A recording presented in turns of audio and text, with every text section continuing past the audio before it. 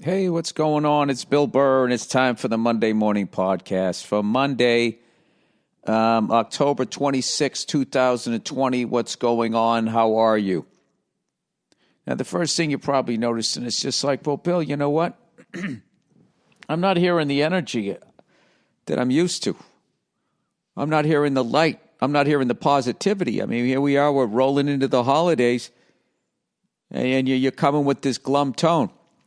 I kind of fucked up my voice. As I mentioned last week, I got caught up. I was 4 episodes behind with F is for Family, and I recorded last week on Tuesday and Wednesday and knocked out 4 episodes of screaming like Frank Murphy. So forgive me.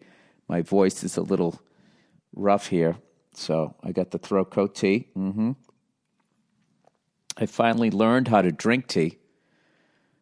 You know, I used to pour it on my leg. No. I drank it like a fucking American. The water was piping hot and the bag was still in the fucking cup. And it finally dawned on me that the heat, because I always hated like coffee and tea. I'm like, it's too fucking hot. It burns my mouth. It just tastes like dirty water, scalding dirty water. Why would I want to do this, right? And then the other day, I finally actually used my brain. It's like the hot water is to activate whatever the fuck's in the tea bag. And then you take the tea bag out of the thing. It's so funny that tea bag has just become like a sexual thing. There's an actual tea bag. Then you take it out of the cup, you throw it away, and by then it's drinkable. It's actually enjoyable. So I like to apologize to everybody in England. All these years I've been making fun of fucking sitting around drinking tea. I get it. It's way better than coffee, I would say. I'm not a big coffee. Jesus. Why would you do that, Bill? You already shit all over golfers on the Bill Burr podcast. You know, people all up in arms with that fucking activity. I stand by it. It's not a sport. It's an activity. If you're an athlete, you will excel at it more so than the average jerk-off out there, without a doubt. You know, I mean, that's just like anything. That's like you're sitting at your desk and you fucking throw a fucking piece of paper into a waste paper basket. I mean, is that a fucking sport? I don't know. No, my difficulty with golf,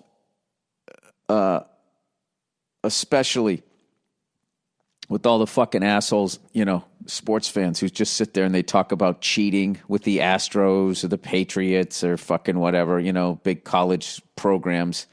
They talk about cheating. And it's just like, oh, yeah, what about you and your golf score? Huh? With your mulligans and your breakfast balls and your gimmies. And that fucking whatever, you're supposed to stick your arm out and drop it. You sort of kick it with your foot or whatever the fuck you do, that Caddyshack shit. It's a dishonest sport played by dishonest people who, I don't know. I just like shitting on it. These fucking assholes. Every fucking 2 weeks, my friends with this stupid asshole game, golf, oh, dude, I got my new drive. Oh, dude, I got this new set of wedges.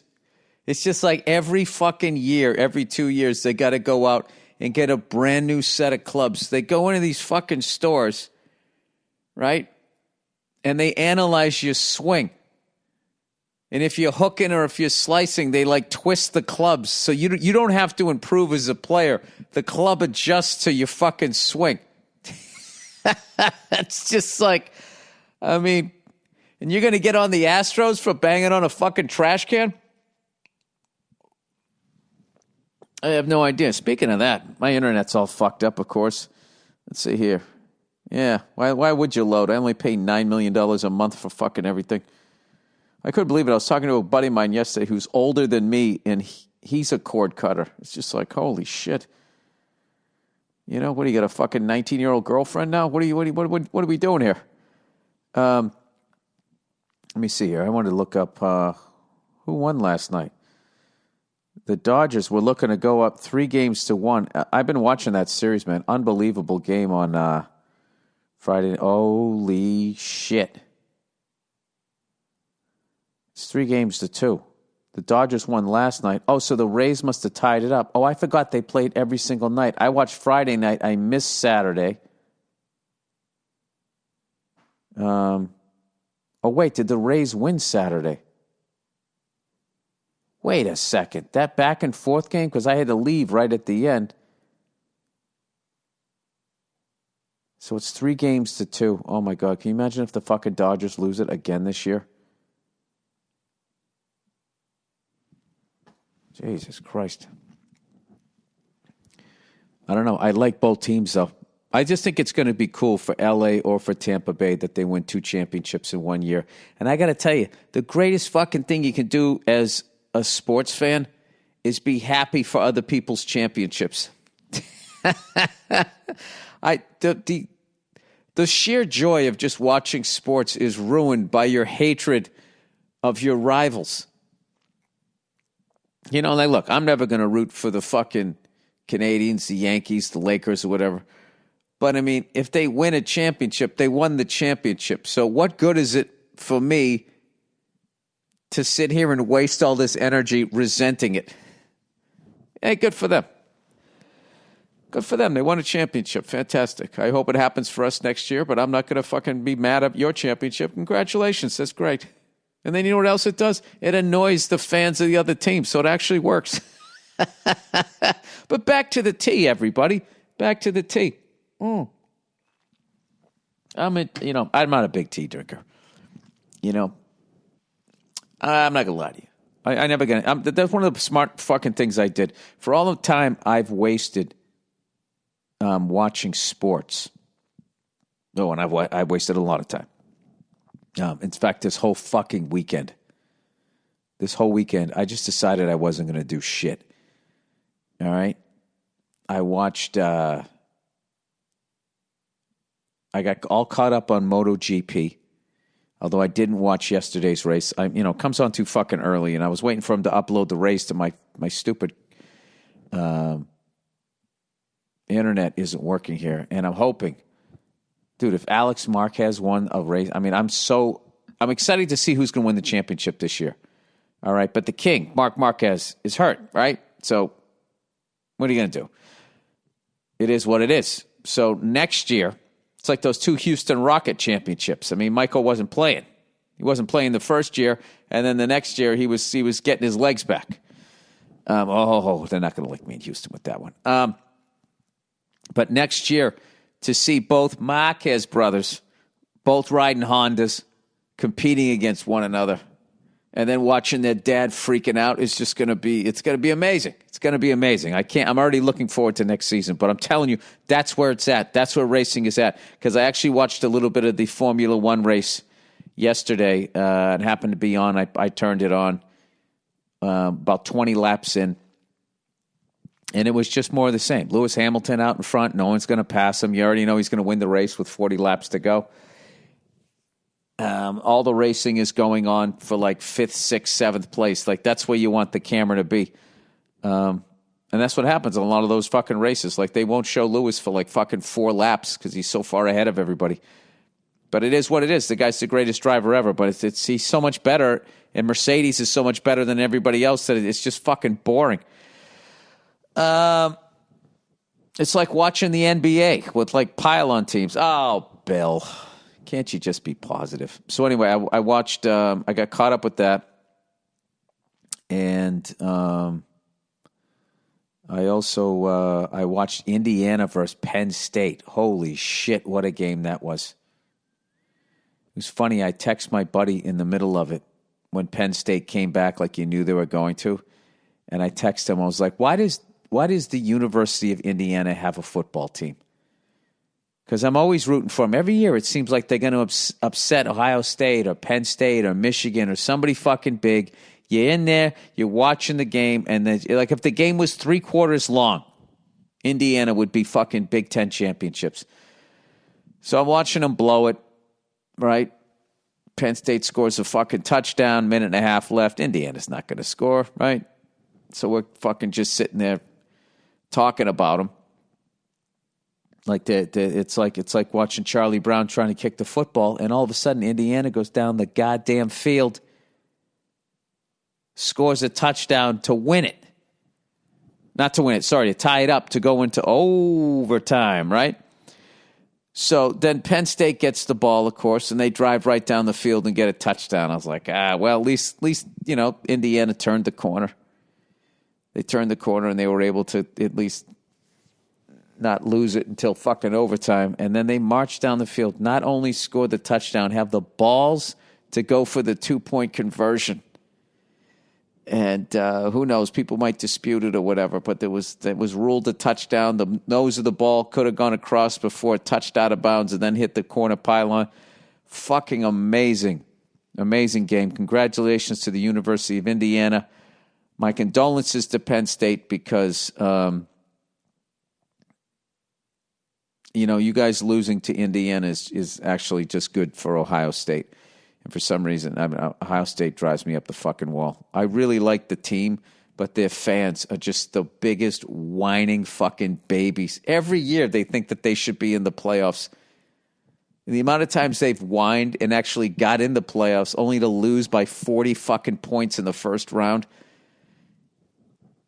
SEC can't play with us, I'm not saying that, some years they do, but every year they think that, some years they are better. I'm not saying that, but not saying they're not, but the amount of times they whined and cried and got in there, and then the whole country had to fucking sit there and watch a terrible fucking football game. I don't know. I got issues with them. And one year they won. Somehow they won the Big Ten championship over fucking Penn State, who had a better record and beat them. It was something fucking insane like that. And they still fucking whine and cry. Or maybe it's just the ones that I know. I have no idea. I shouldn't paint that brush. I just said that I was letting go of all of that shit, right? Anyway, sorry.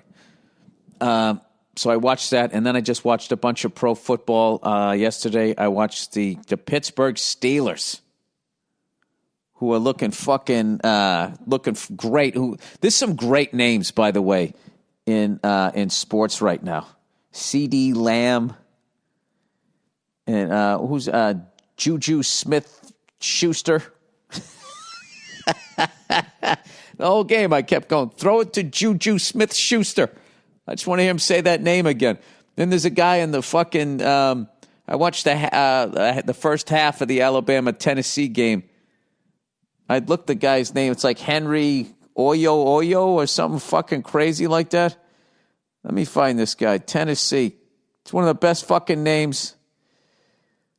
There was some good ones when I was growing up. Billy Joe Robideau, Buck Bellew. All right, Tennessee Falls. Is it Henry or is it Harry? Oh, no, it's Henry. It literally just came up.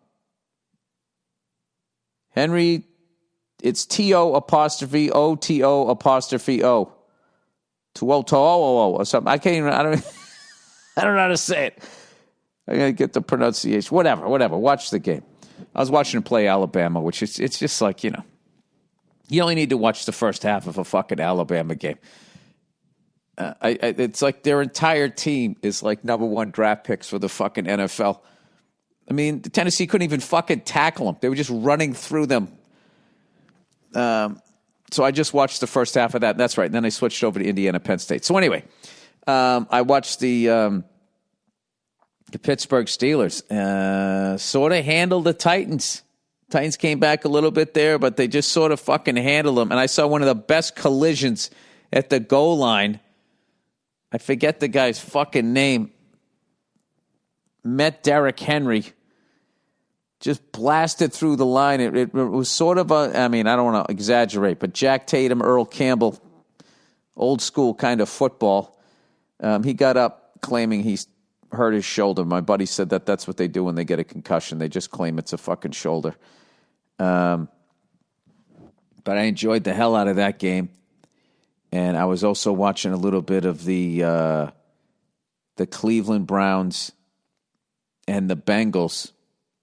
Two, young stud quarterbacks there. And Baker Mayfield and Joe Burrow. And Baker Mayfield, 5 fucking touchdowns and the one in the late. And you know what's great? Is my boy Colin Cowherd is still dying on that hill with Baker Mayfield. He just won't give it up to him. He won't give it up to him. So that's sort of the game within the game. Is I like Baker Mayfield, and I want to see him be successful because I want to see his next appearance on the great Colin Cowherd show. I just want to see how that plays out. If they can eventually just sort of, become friends, like the end of a sitcom episode. But anyways, congratulations to them. I'm telling you, I know Cleveland got the living shit kicked out of them by the Steelers last week, but other than that game, that game's that's an exciting, fun fucking team to watch.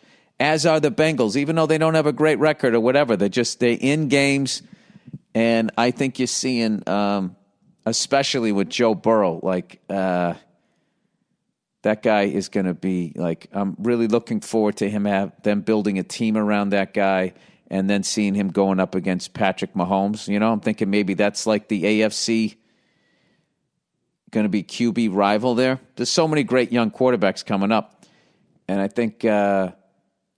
When I was a kid in the AFC, I would watch, in the 80s, it was Elway and Marino.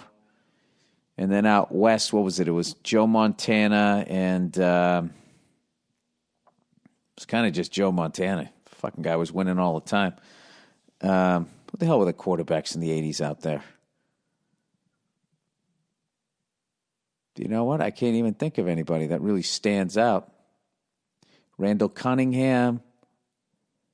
Eagles had Phil Simms. Sorry, the Giants had Phil Simms. Redskins after Joe Theismann was Doug Williams. Who else was in that division?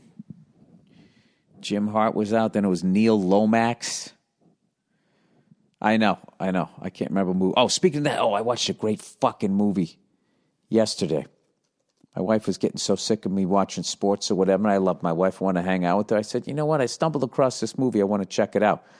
It's called Badlands, starring Martin Sheen and Sissy Spacek. And I got to tell you, you watch that, you're like, oh, now I see where True Romance came from. And it was based on this fucking serial killer. Let me look this up here. Sorry, I got to do it on my phone here. Badlands, 1973. Let me see here. It was based off of this fucking guy who went on this rampage. He killed like fucking 11 people. He killed like 10 of them in like 2 days. He went on this rampage, and when he got arrested, he had a girlfriend and shit, and she was with him. She claimed that, he forced her to do shit or whatever, so she got 17 years. He got the fucking electric chair. And the guy's murders were fucking brutal. I mean, as most murders are, but just like, old people, kids, just horrible shit. But this kid looked like James Dean, people said. So it was the first time people sort of got enamored by image. TV was young. This is the 1950s when this shit went down. And I got to get you the fucking guy's name here so you can look this thing up. But the most amazing thing was all like, the broads. They love a bad boy. So they fucking, they're sitting there going nuts for this kid. And the cop one of the cops that arrested him actually knew who the guy really was, beyond just being like a murderer, right? Serial killer piece of shit. He said when they were shooting at him, they shot his windshield and the glass went into his face, and he pulled over because he thought he was bleeding to death. And the cop said, because that's the kind of yellow son of a bitch he was. And I was like, there it is. There's the truth of the guy. He's out there fucking killing kids and old people and just all these innocent people. Walking around like he's just fucking, I don't know what. And then he gets a little glass on his face. He's like, oh my God, I'm bleeding to death. Take me to a hospital. What is his fucking name? God damn it. All right. Badlands. I really appreciate you guys sitting through this. Badlands serial killer based on. Here we go. Oh, Charles Starkweather. That's what it is. Charles Starkweather. Listen to this fucking asshole. All right. Mugshot. Not a good mugshot.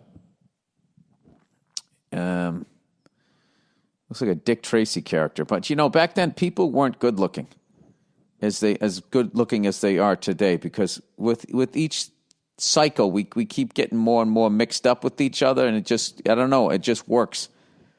Have you noticed that? It's very rare that you get like a fucking... I always look at the royal family. They've been all fucking banging each other for hundreds of years, and they're all weird looking. All right, Charles Raymond Charlie Starkweather was an American spree killer who murdered 11 people in Nebraska and Wyoming between December 1957 and January 1958. This fucking guy was killing somebody like every 3 days.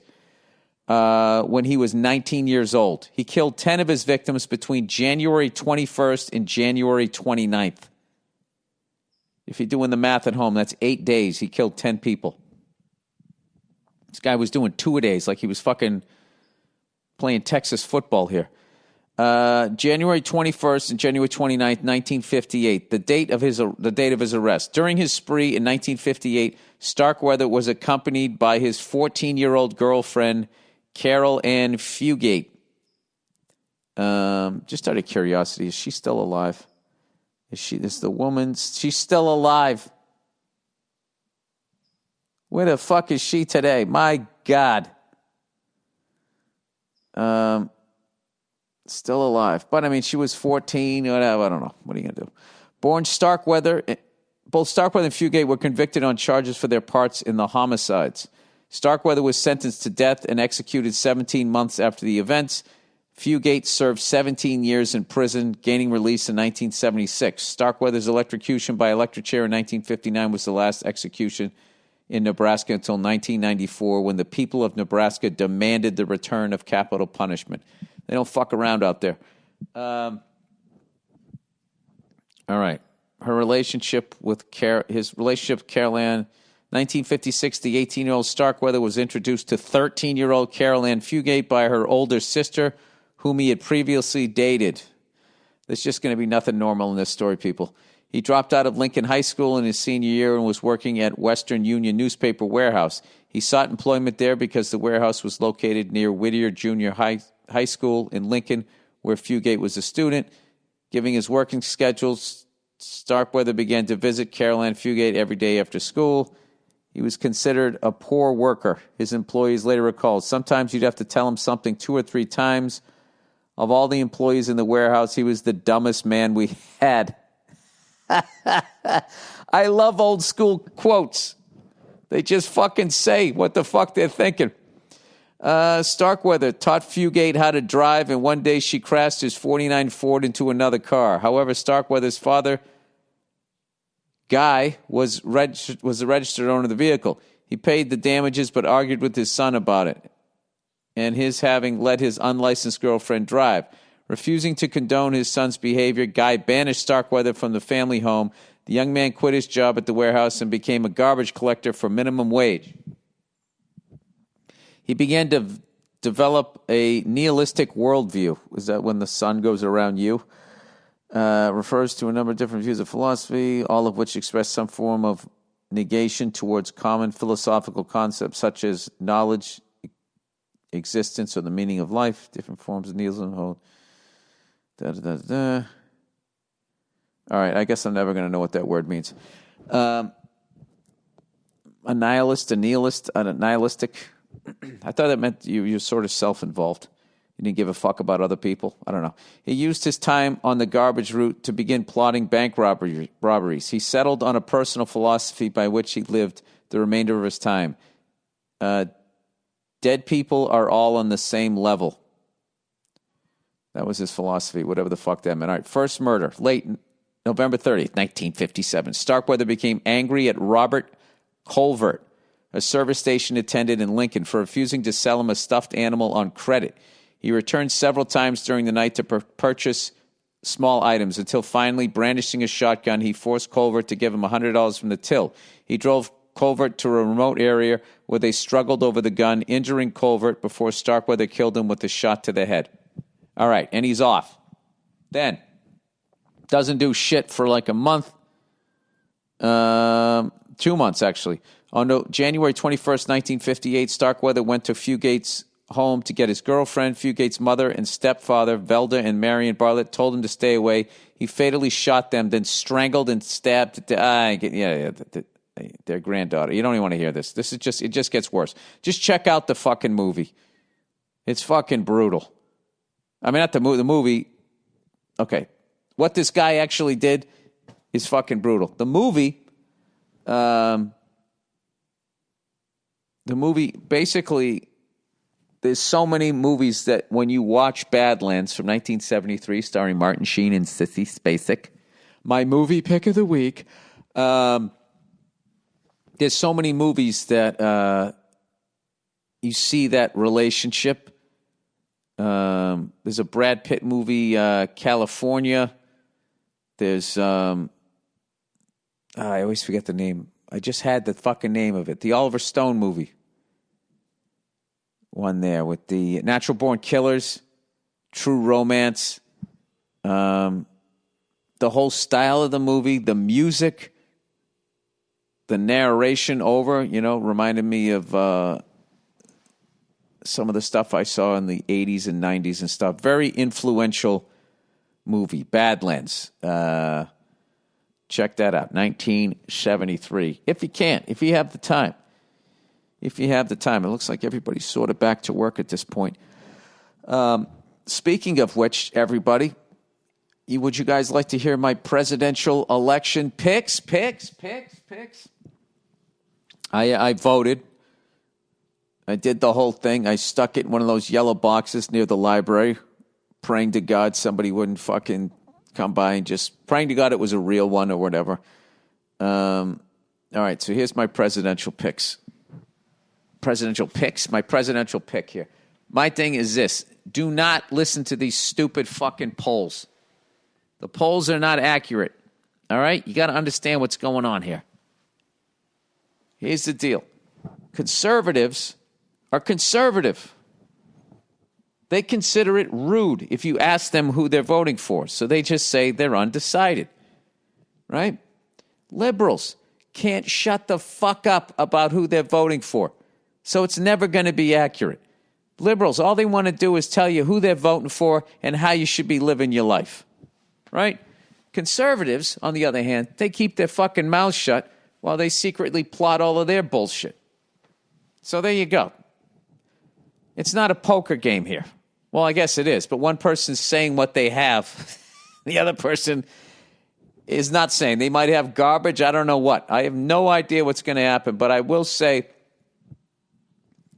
that the orange dum-dum did himself a service by actually behaving like a fucking adult.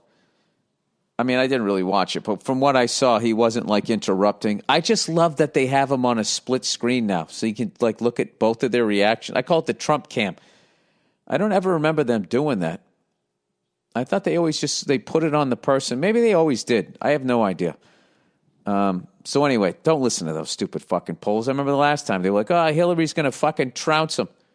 He's going to fucking trounce him. It's like, no, liberals just said who they were voting for and conservatives don't. I mean, how many times can you fucking fall for this? So we shall see.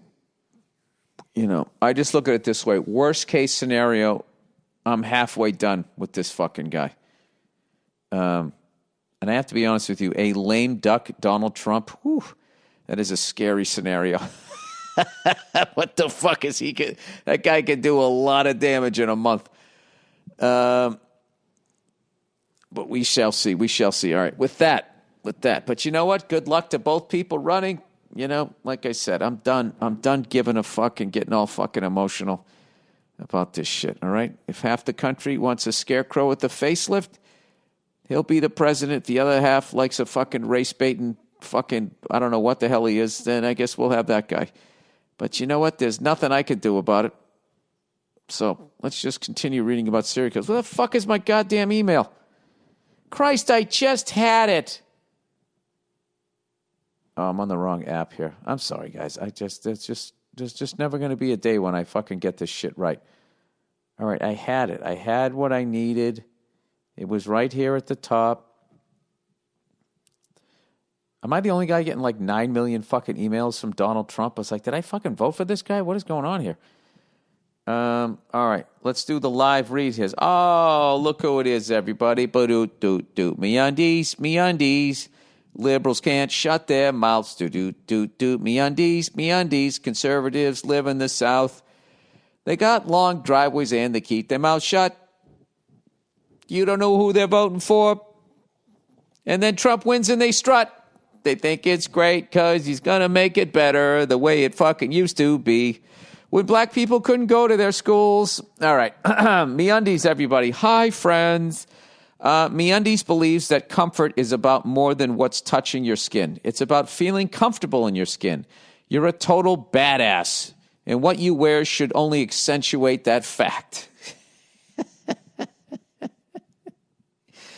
I don't want to be a jerk, but you're not a total badass. A badass is a badass. This whole fucking thing where, like, I'm a warrior. You're not a warrior. You're not a warrior. You're afraid to get into a physical confrontation. That's not a warrior. All right, MeUndies truly believes in empowering self-expression. Oh, that's exactly what we need to do, MeUndies. Let's inflate people's egos even more. How about an overall humbleness with humanity? And we start to learn how we should be interacting with nature rather than trying to grab it by its throat and make it do what we want it to do, like we're going to win that fight.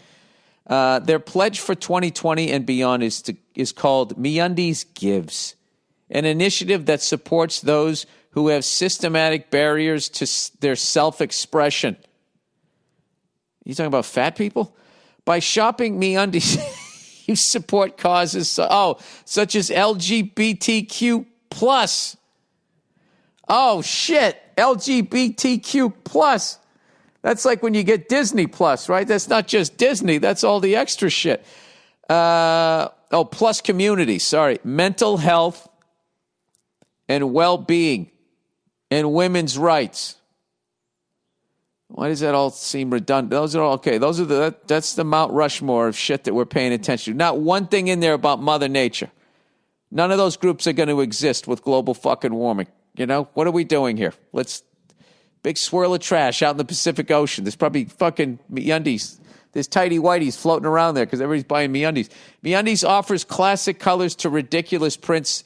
It's all so you can fully express yourself in your own unique way. MeUndies believes that you and your butt deserve comfort inside and out. Well, you got to agree with that, which is why they created the MeUndies membership. It's really just a great way to love on yourself. Each month, replenish your basics with styles that are anything but basic. Styles that let you get to be the truest version of yourself, right down to your core. Plus, enjoying discounted prices, controlled shipping, and exclusive early access. Love your butt and get the membership. MeUndies, do they have specific underwear for all of these people, all of these groups? Mental health people, well-being, women's rights? They must. You know, do they have like the women's right fist on one of the butt cheeks that they stole from Black Power, right? Do they got that on there? Or does it just say it's harder for me around the band? Sorry. All right. I'm having fun with this one.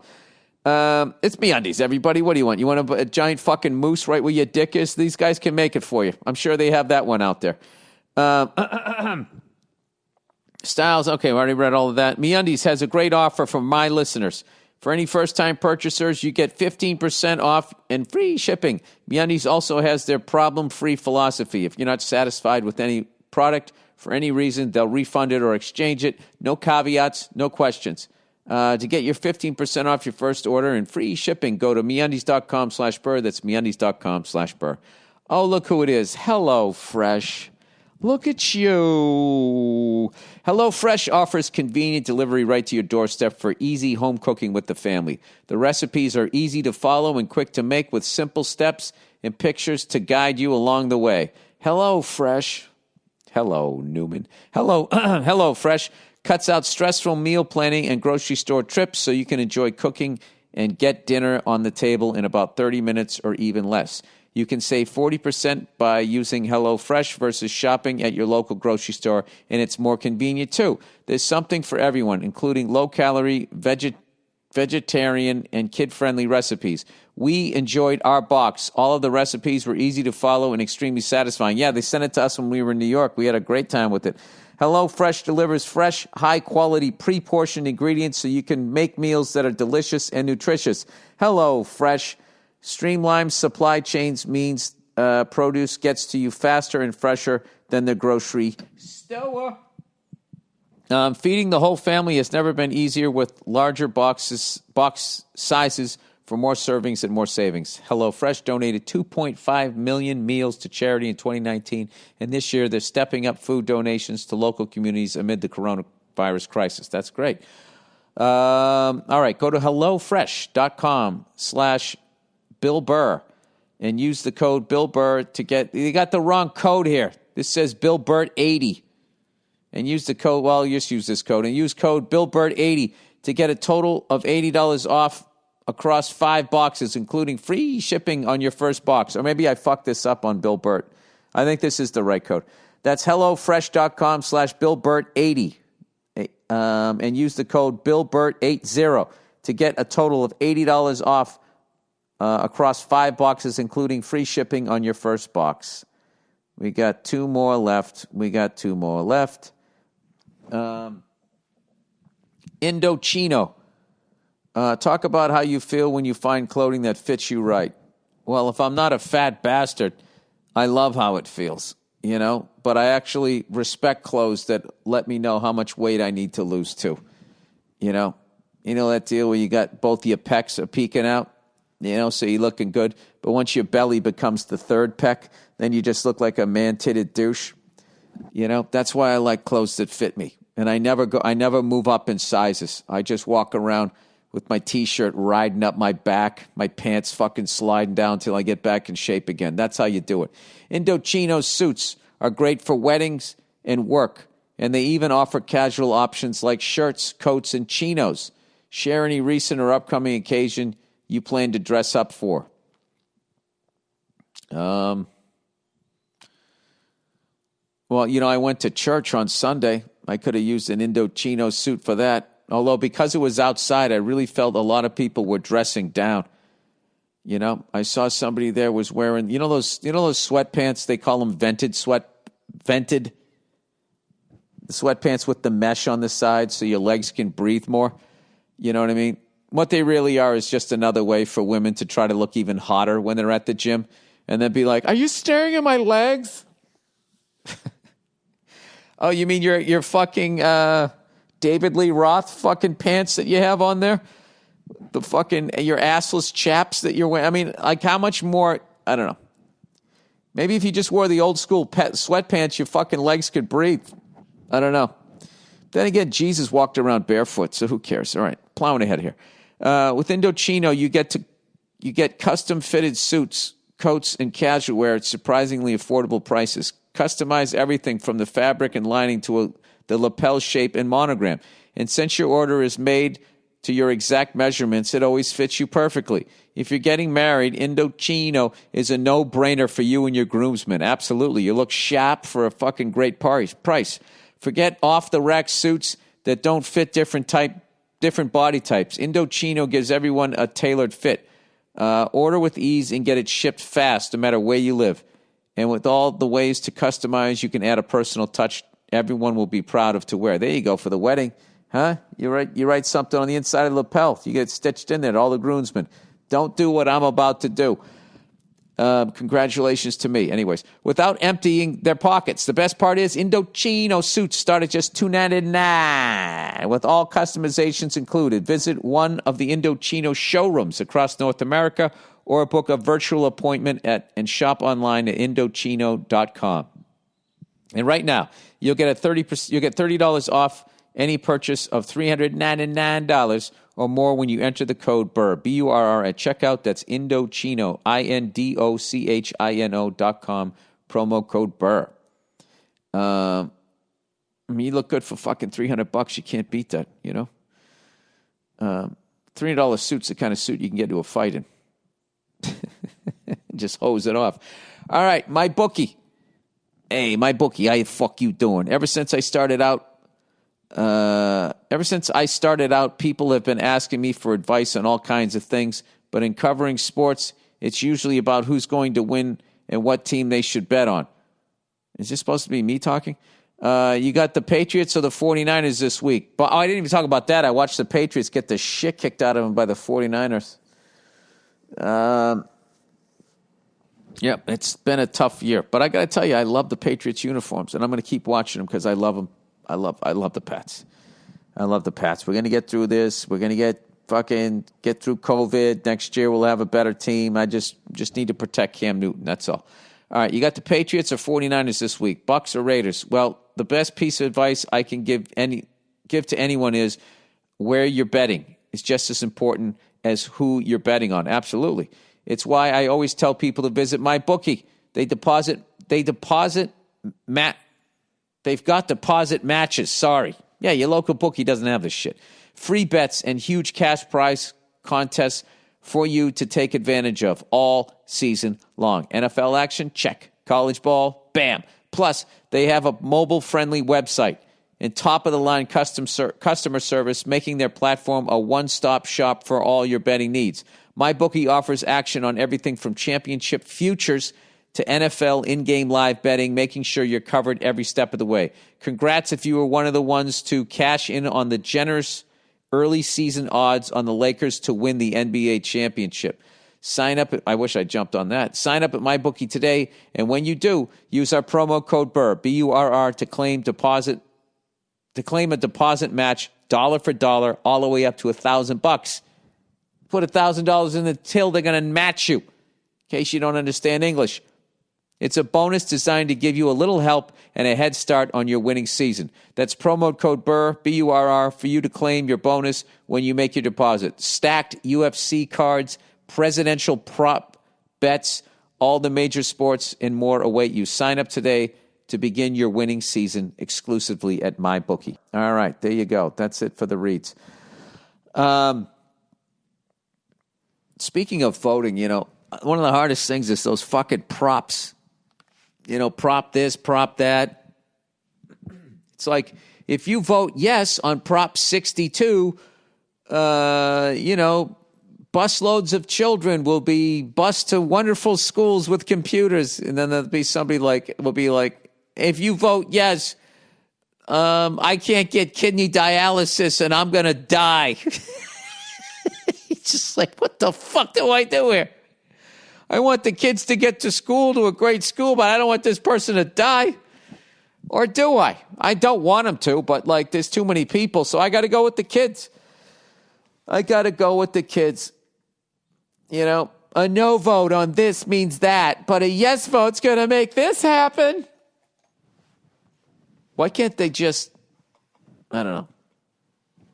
Why can't they just tell you what's going to happen? So I just defer to my friends who are way more into politics. I call up my buddy Jimmy Dore. I ask him, what's going on here? He gives me some advice. I get a little sage advice. I call them my bookies of fucking the prop questions. All right, let's get into the, what are we here? We got 45 minutes in. Let's get into some of the questions here as I read them off of my phone. I got to tell you something. I have really good-looking kids. Thank God I married a beauty. All I did was lighten them up. God damn, they're good-looking kids. Every time I turn on my phone, I can't believe those are my kids. All right, here we go. Here we go. I listened to 12 years of MMP in 6 months. What? Hey, Billy, legs as white as mozzarella. Burr, I'm a 23-year-old guy from Egypt. Dude, what's going on? Other side of the world. Can I crash at your pad and I'll go look at the pyramids? Hey, does anybody in Egypt go and look at the pyramids, or is that like going to fucking Times Square? I bet if you live in Egypt, every time one of your friends comes to visit, it's like, all right, let's go ride a fucking camel and go over to the goddamn fucking pyramids. Jesus Christ. You know, and then when you can actually take them to like the cool part of Cairo. I don't even know where the pyramids are. I know they're in Egypt, though. I am a 23-year-old guy from Egypt and arguably your biggest fan in this part of the world. Well, yeah, I don't think you have a lot of competition. I would like to thank you for your help throughout one of the roughest patches of my short life. I graduated last spring from my college as an architect. That's amazing. That's a really cool job, by the way, being an architect, designing that. I love the combination of like when science meets like art at the same time. That's what I like about watching people like customize anything or build cars or design buildings and shit. I think it's amazing. So congratulations to you. You must be a really talented person. Let's get to the tough part of your life. My last semester was spent during the pandemic, and I spent all of it at home. It was a six-month-long semester, which included the most important part of my degree, a part that requires hours upon hours of work. I would imagine. You're designing buildings. People are going to be in them, and you don't want them to collapse. I would imagine that is quite a skill to learn. You wouldn't want me designing it. I basically worked myself into a zombie. The average workday throughout this period was 18 hours in front of a computer screen or until my eyes started to twitch or my hands start to shake. You can get those blue tinted glasses to look at computer screens. It's a little late to tell you that, but in the future, if you further your studies, I heard that those things work. And to make it work, I couldn't go to the gym or work with a friend due to the pandemic, and my only friend during these terrible nights was you. Oh, Jesus. Well, oh, my God. All right. Your podcast was always playing in the background of my computer. I went through 12 years of the MM podcast in 6 miserable months, and it was the only thing that would make me smile or laugh. Jesus Christ. You could actually learn how to be an architect with my dumbass talking in the background? That's amazing. I know this sounds horrible, but on the bright side, I finished this semester with a 4.0 GPA because you put the fucking work in. You didn't whine about it. You got down to it and you got it done. Good for you. That's inspiring. And graduated top of my class and got a scholarship for my master's degree. And I wouldn't be kissing your pale ass if I told you that I couldn't have done that without your podcast. Look at that. Look at the juxtaposition of the smart thing he's doing versus the ignorance of this podcast. It all comes together. I remember several nights when I had no more fight in me and I wanted to sleep so bad, but I just kept telling myself, just play some clips from the MM podcast and push through the night. Dude, this is starting to feel like a paid ad. This guy's kissing my ass so much. I hope this makes it to the podcast so that I can hear you read it, and so that maybe 20 years from now, one of your kids may stumble upon it on YouTube and know that their old freckled cunt of a dad helped out a guy he doesn't know in a country he probably can't point to on a map. What are you talking about? I like that you trashed me in the end. I know where it is. It's right there on the northeast of Africa. And then you got the little canal there. You had the 6-Day War with Israel. Anwar Sadat was one of my favorite world leaders. And I hated when he got assassinated. I know a little bit about that over there. What is that? Not the Red Sea. I used to know the name of that little channel there, because back in the day you'd have to sail all the way around. All the fuck way around. See, I'm not that bad. Isn't Algeria and Libya is all up there? For all you guys know, I'm looking at a map now, but I'm not. I'm kind of into geography. I was doing this thing for a while where I wanted to learn every single country. And then I discovered how difficult that was, and I didn't stick with it. But this guy did, and now he's a fucking architect. And he got a fucking, what did he get? He got a scholarship for his master's degree. That's amazing. Can you imagine the podcast studio this guy could design? All right, Halloween advice. Oh, wait a second. Come on, play it. Play it. Hey, that's me. From somebody else. All right, it's time for advice on Halloween. Halloween advice. Okay. Well, how can you have Halloween? Well, I guess because we're all wearing masks. It's safe. Where I got to throw the candy at the kids this year? Come on, people. Is this microphone on?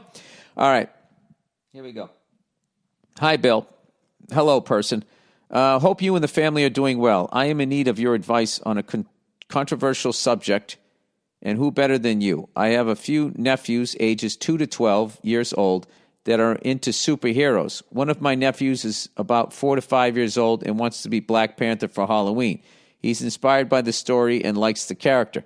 My sister-in-law wants to get him a costume, but her white friends are telling her that she cannot have her son as Black Panther because he's white. Well, do they have wait a second. What sort of mask does he... Wait a second. That's hilarious. That's hilarious. So wait, is it just a suit? And then his white face sticks out the front, and then you got to put him in. You're not going to don't put him in, whatever it is. Do not go blackface on this one. Please, white people, for the love of God. All right, my nephew does not understand racism, nor truly understands why someone would discriminate against someone else's based on the color of their skin. It almost seems wrong to tell a child you cannot be a character based on their skin. Should my nephew be Black Panther for Halloween? Yeah, if it's just the costume, I would do that. All right? Don't do the blackface thing with his face, okay? Is this whitewashing or racist? Just want to make sure myself and my family are not ignorant to any racist actions. All right, and who better to ask but a fucking white guy on this one? Wait a second. Let's see. Black Panther. I'm going to see what this costume looks. The first one. Halloween. God damn it.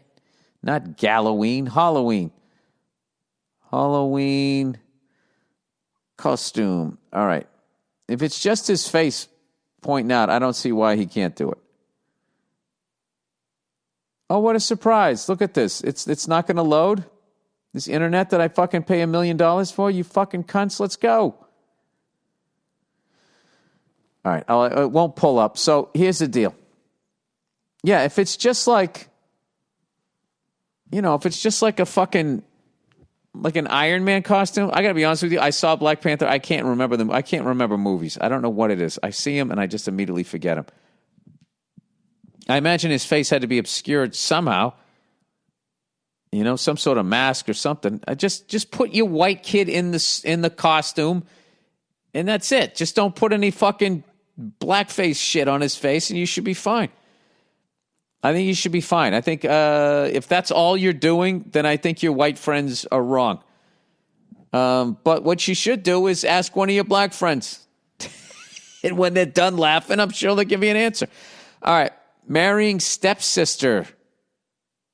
Been through the same. All right. Billy No Shoulders. I like that one. By the way, Billy No Shoulders is up to fucking 3-pounders, 11 reps, no pain. No pain whatsoever. I'm cruising along here. I figure once I just need to just keep doing this, get up to about 10, 11, 12 pounds, and it's going to be pull-up time again for me. All right. If I could just somehow get to a lat pull-down machine somewhere during this fucking pandemic. Billy No Shoulders, you had a listener email in on Monday the 19th about a guy about to marry his stepsister. This also happened to me when I was 20. Jesus Christ, who knew that this was like a fucking thing? I've been going out with my high school girlfriend for a few years. One day her dad had dropped her off at my mom's house. Wait. Okay, so just to refresh people who didn't listen to the last podcast, this guy was dating this chick, and his dad ended up marrying his girlfriend's mother. They were both single, obviously, and they hit it off. They got married while he was still dating this chick. So his girlfriend then became legally his stepsister. Okay, so this person's saying this also happened to me. One day, her dad had dropped off dropped her off at my mom's house where I was living at the time. No issues with this, or so I thought. Over the next few weeks, he started to drop her off more and more.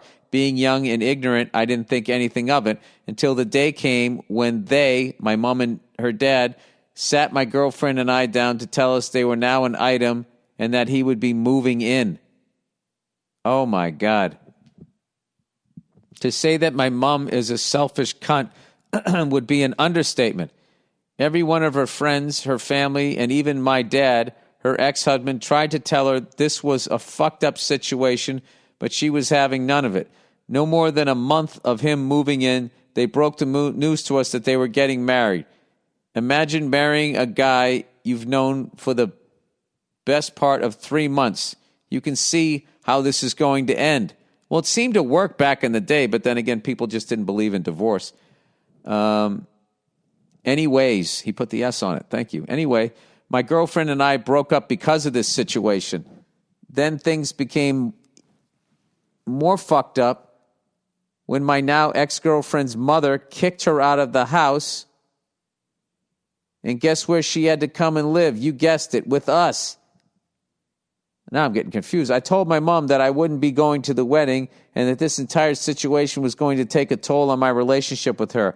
To which she replied, if you don't like it, go and live with your dad. So I did.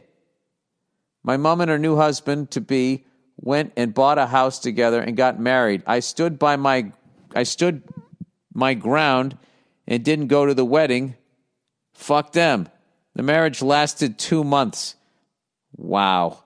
I'm now 29 and haven't had a relationship with my mom since. Fuck her. Anyways, hope you and the family stay safe. Stop blowing out your shoulders, lifting up a pint of water, you bald pussy. Thanks and get fucked. This person's a fellow private pilot and a drummer. Drum lover from Scotland. All right, you fucking drum-loving cunt. Well, she is your mother, so someday you're going to have to patch it up. But,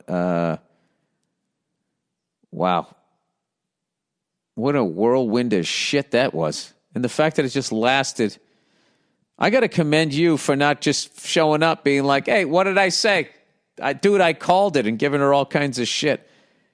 At some point, you just have to understand that your parents are human. You know what? That doesn't work with this. You got a nut job for a mom. I don't know what to tell you. But she is your mom, so at some point, if you don't like it, go live with your dad. Wow. My advice to you, I would try to find the humor in it. And I wouldn't let it go for a long time. But I wouldn't be nasty about it. I would just be making jokes. Just be like, hey, Mom, I got a new job. Do you want to come down and start fucking my boss and maybe marry him? And then two days later, divorce him?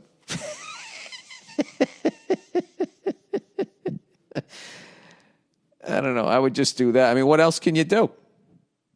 But I will tell you this. Don't fucking turn to alcohol to fucking help it. All right? Because that'll be a whole other problem. And you'll end up having a 2-month marriage also. All right. Where to move to? Hey, Bilbo Naggins. Here's the top 5 states to live in. 1, New Hampshire. Lowest crime rate, poverty rate, and pollution levels in the country. Great scenery and very few people. Health system is one of the best in the country, and schools are exceptional. No state income tax or sales tax, and not to mention it's close to Massachusetts. Minnesota. I know you love lakes, and here you can buy the cheapest waterfront property with more than 11,000 lakes. I love Minnesota. It's just cold as shit. But with global warming, who knows? 3rd safest state with excellent schools and 4th lowest poverty rate. However, very cold in the winter. I mean, minus 30 degrees. All right, that's out. Idaho. I can't go Idaho. That's where every Hollywood douche ends up going. It's in the middle, so you won't have to spend a lot of time in planes. Very low crime and good. Yeah, but I'll have to have a lot of connecting flights. And good schools and very beautiful, but costs of houses are rising because most Californians are moving here. Yes. Houston/Austin, Texas. I am not doing Texas. Texas had a biblical level fucking drought a few years ago, and you have fires just like LA and hurricanes. So I'm just substituting earthquakes for hurricanes. Surprisingly liberal with low taxes. You can contact your friends there about the level of racism. Good schools, but not good healthcare system. 5, Ohio. I love Ohio. You can move next door to Dave. He can tell you about Ohio, especially the experiences of people of color. Bye-bye and good luck, but we know you aren't moving. No, I'm not fucking moving. I'm not moving.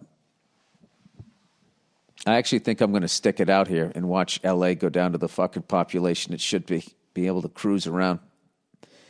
All right. Abusive girlfriend. Hey, Billy the Baggy Balls Burr. I'm a 23-year-old from Malaysia. Hey, I like the internationals. This is great knowing people are listening. You're all the way in Malaysia, you're listening to this? It's amazing. Yes, I can find Malaysia. It's down in the South Pacific, right down near the Philippines, right? Singapore and all over there, right? I've been with my girlfriend for over a year. She was fun and pleasant for the first 6 months of our lives. Probably hot. I feel like every chick down there is like, every chick in like the Philippines, Malaysia, Singapore, they're all beautiful. She was fun and pleasant for the first 6 months of our relationship. I quit my job at our national border, which is 3 hours from where she lives.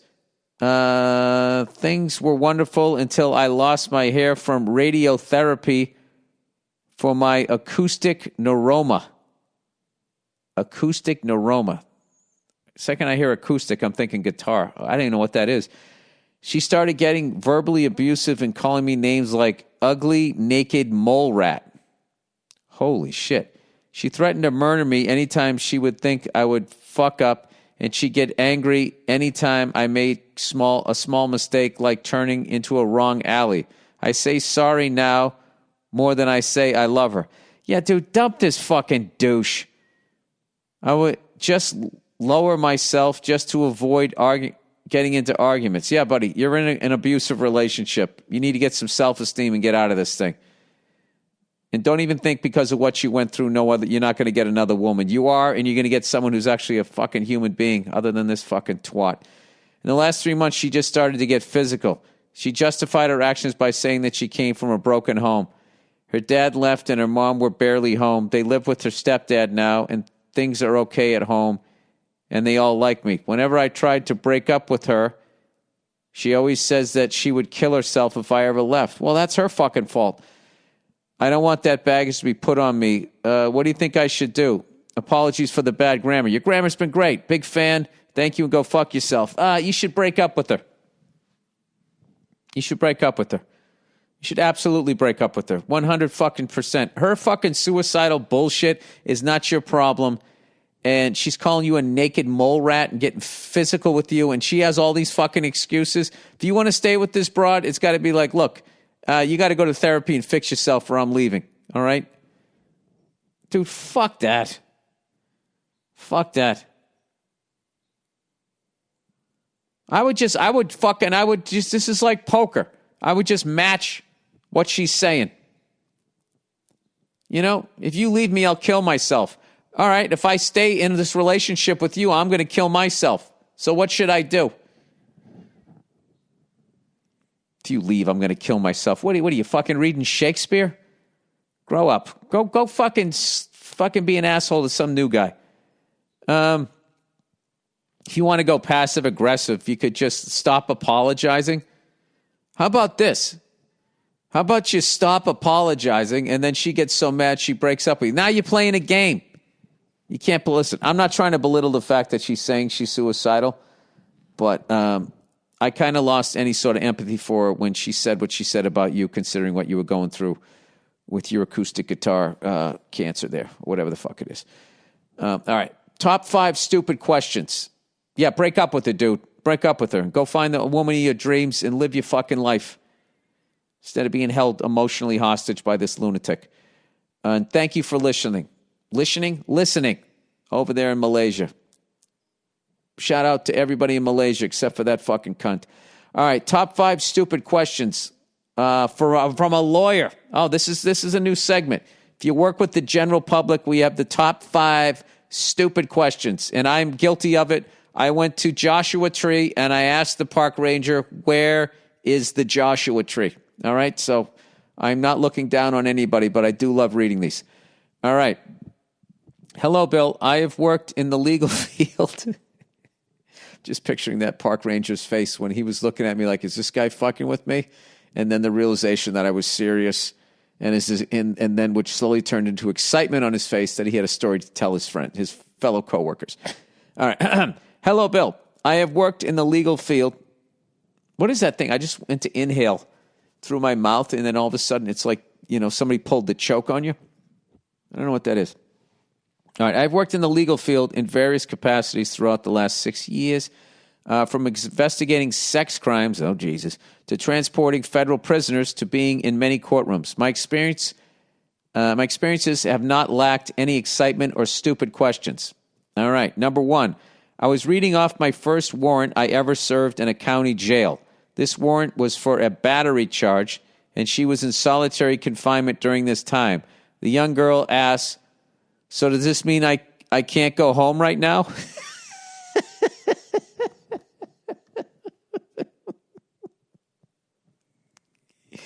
That's fucking hilarious. You're being charged with hitting an old woman over the head with a safe. So, does that mean I can't go home right now? Oh, Jesus. While investigating a sex crime.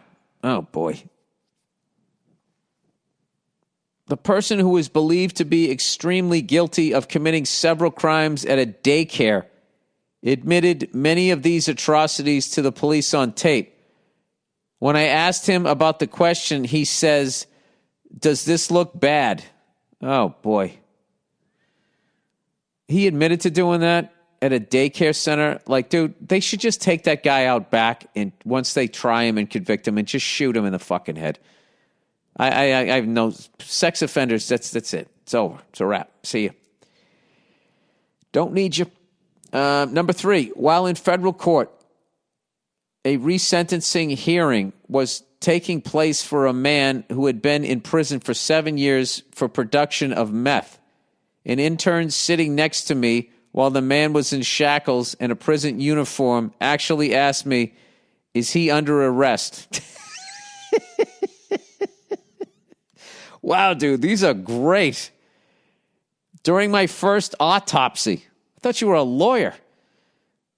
A sheriff deputy asked me, so do we just throw the whole body away when we're done? Oh, my God. Oh, my God. I mean, and that guy has a gun, right? He had a gun on his hip, and he said that. All right. All right.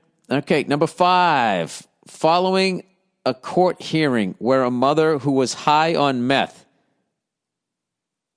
a family court hearing and the mother is high on meth. I mean, that alone. The mother's parental rights were terminated. The mother asked the judge, when do I bring my daughter back for the next court thing? God. Thank you, Bill, for bringing many much-needed laughs for me during the week. Also, best to you, Nia, and the 2 little Burrs. Oh, wow.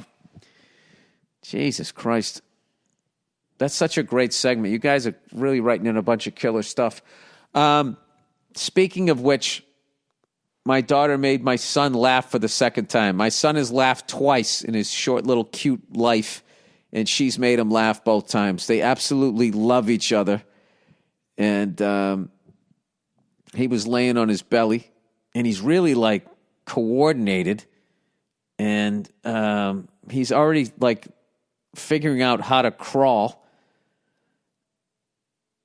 He's absolutely the most adorable little baby boy I've ever seen in my life. So she does this thing where she was just doing blowing on his back, making the fart noises. And he just thought it was hilarious. He was doing those squeals and everything. And then she started cracking up laughing, and he laughed too. And I got it all on video. It's the greatest thing ever. And I don't know. We've been having the best time. We've just been having the best time. So I made some pumpkin bread last night, because I'm a holiday guy. Doobie-doobie-doo. And somehow I fucked it up. I don't think I put enough sugar in it. But anyway, I got to figure out how we're going to do the Halloween thing with my daughter. I'm thinking me and my wife maybe can just be in different bedrooms, and she can just keep going back and forth knocking. I'll just have different hats and act like I'm different people until we fill up her candy or something. We'll have to do something. She gets it because everybody's sick. She gets it. But she already has her costume picked out. She's getting excited and stuff, so it's kind of going to suck. Like most people, you got to tell your kids, there's no Halloween this year. But something that they'll get to guilt their kids about. You should be happy. I remember when I was a kid one year, they canceled Halloween. Sorry. All right. My voice held up here. Sorry for the low energy podcast. That is it. I don't know who's playing Monday Night Football. I didn't even talk about the Seattle-Arizona Cardinal game. Was fucking incredible. And I got to tell you something. I think Russell Wilson, I know they lost and everything, but I don't think I've ever seen a guy, I've seen throughout the years great quarterbacks make difficult throws, but I've just never, this guy makes the hardest fucking throws. He makes him look like a screen pass.